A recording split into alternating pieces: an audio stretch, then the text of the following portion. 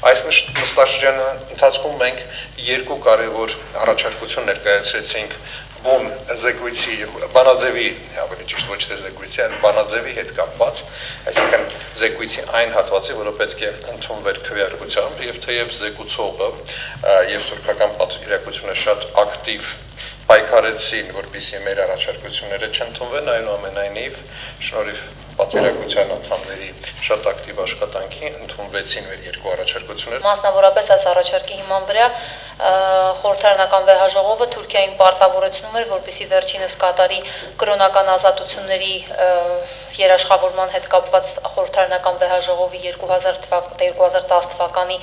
1704 բանաձևը, ինչպես նաև Վենետիկի հանձնաժողովի մի շարք երաշխավորություններ, սրանք կոչված էին ապահովելու ոչ մահմեդական համայնքների իրավունակությունը, այսինքն հնարավորություն կտան ոչ մահմեդական համայնքներին առավել մատչելիություն ապահովել ինչպես արդարադատությանը, այնպես էլ սեփականության իրավունքի հետ կապված հարցերում։